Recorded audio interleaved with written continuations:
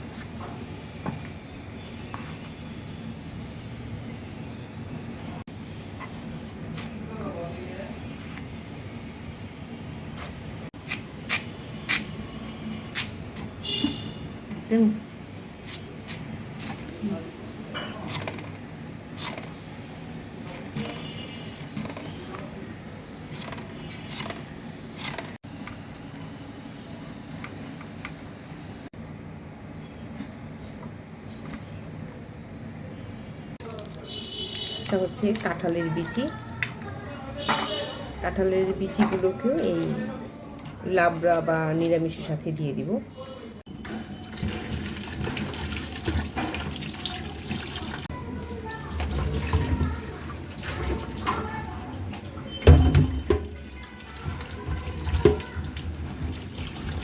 নিরামিষ বা লাবড়া রান্নাটা একদমই স্বাস্থ্যসম্মত।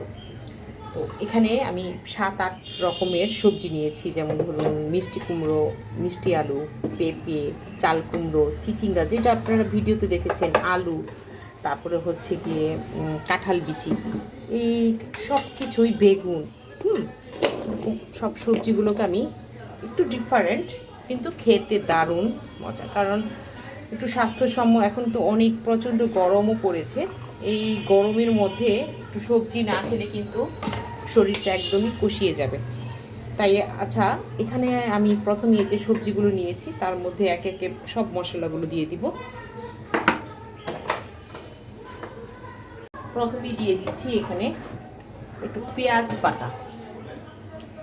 পেঁয়াজ বাটা দিয়ে দিচ্ছি এখানে 2 চা চামচ। এই পেঁয়াজটা আমি কাঁচামরিচ দিয়ে ব্লেন্ডার করে নিয়েছিলাম। এখন এখানে দিয়ে দিচ্ছি আবারও 2 চা চামচ পরিমাণ রসুন বাটা, বা আমি 1 চা চামচি পরিমাণ বা 1.5 চা চামচ পরিমাণ দিচ্ছি। আর বাকিটা আমি পরে দিয়ে নিব, সেটা আপনারা ভিডিওতে দেখতে পারবেন।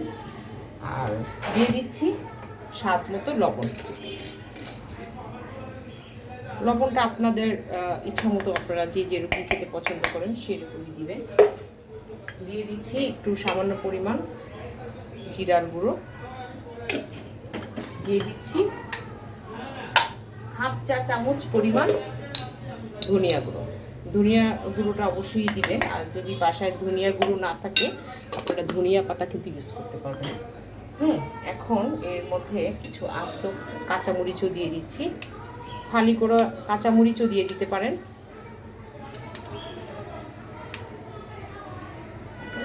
হলুদের গুঁড়ো দিয়ে দিচ্ছি খুবই সামান্য পরিমাণ, জাস্ট একটা লাইট কালার হবে। আর হচ্ছে গিয়ে লাল মরিচের গুঁড়ো, এটাও খুব সামান্য পরিমাণ। আমি বাটা লাল মরিচ ইউজ করেছি, অল্প একটু দিয়েছি। এখন এখানে পানি দিয়ে দিব। এখন সবগুলো খুব ভালোভাবে মিক্স করে নিচ্ছি।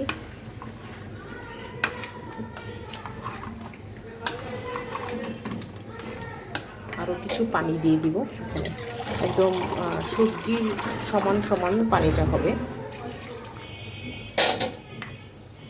এই তো এ পর্যন্ত।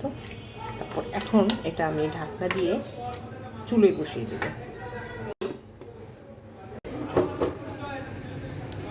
আর এটা আমি 10 মিনিটের জন্য বসিয়ে দিয়েছি।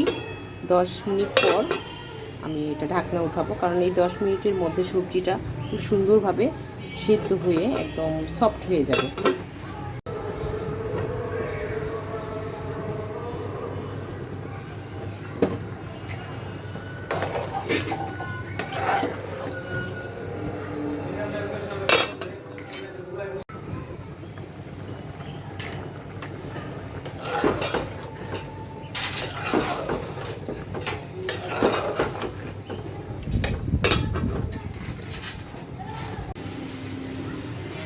ঠিক 10 মিনিট পর আমি একটু ঢাকনাটা উঠিয়ে দেখিয়ে দিচ্ছি। দেখুন এই পর্যায়ে এইভাবে সেদ্ধ হয়েছে, তবে প্রচুর পরিমাণে ঝোল রয়েছে। আর এই ঝোলটা আরও শুকিয়ে নিতে হবে, আর তার সাথে সবজিগুলো সেদ্ধ হয়ে একেবারে মাখা মাখা হয়ে যাবে। তার জন্য আরও 10 মিনিটের জন্য ঢাকনা দিয়ে দিচ্ছি। ভীষণ মজার এই লাবড়া বা নিরামিষ ভাতের সাথে, রুটির সাথে, পরোটার সাথে খেতে দারুণ মজা।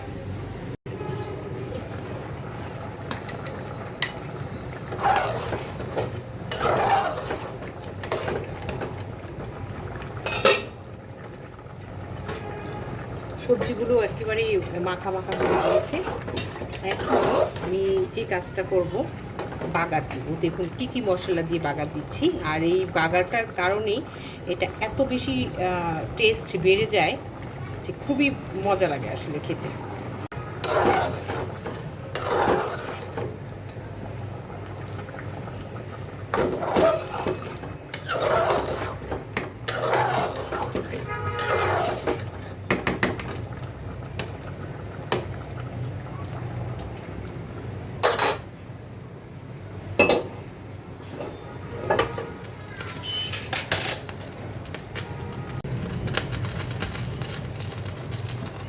গরম তেলে দিয়ে দিচ্ছি দুটো তেজপাতা, 5 ফোড়ন, একটু সরিষা,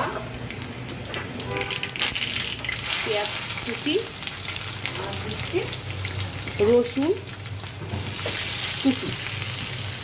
রসুন কুচিটা আমি আসলে একটু শিলপাটায় থেতলে নিয়েছিলাম।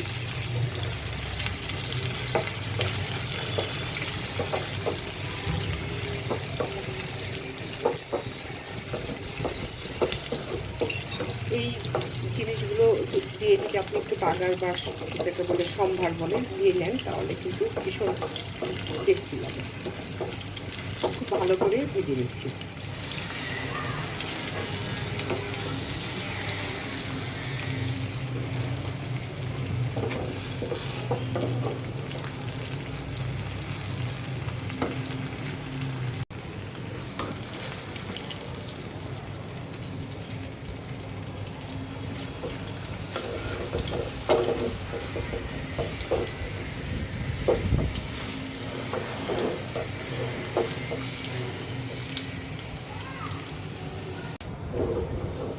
বাগারটা আমার সুন্দরভাবে রেডি হয়ে গিয়েছে। এখন জাস্ট এটা আমি যে সবজিটা আছে এটার মধ্যে দিয়ে দিই।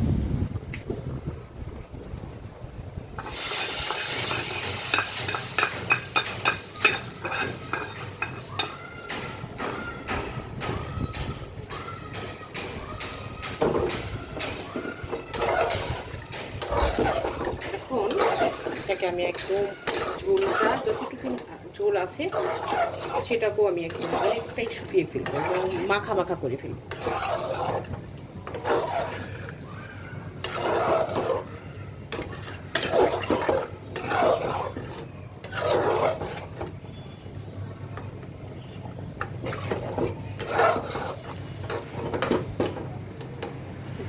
ছেঁকে দেখবো কেমন হয়েছে। দারুণ দারুণ দারুণ হয়েছে।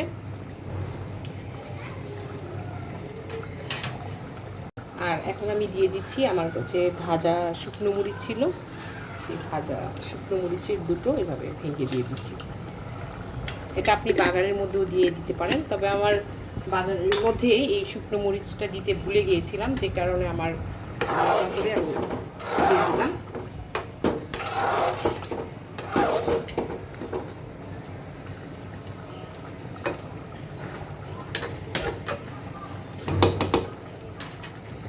একটু সামান্য পরিমাণ একটু চিনি ছিটিয়ে দিলাম টেস্টটা বাড়িয়ে দেওয়ার জন্য।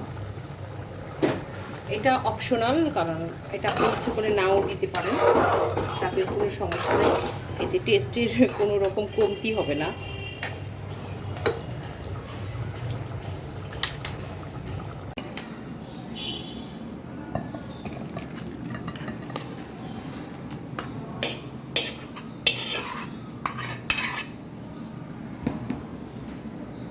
এই তো হয়ে গেল আমার দারুণ মজার লাবড়া বা নিরামিষ। মজার এই রেসিপিটি আপনাদের কাছে কেমন লাগলো সেটি জানিয়ে অবশ্যই আমাকে কমেন্টস করবেন, আর অন্যদের সঙ্গে বেশি বেশি করে শেয়ার করবেন। আর সবাই ভালো থাকবেন, সুন্দর থাকবেন, সুস্থ থাকবেন। আল্লাহ হাফিজ।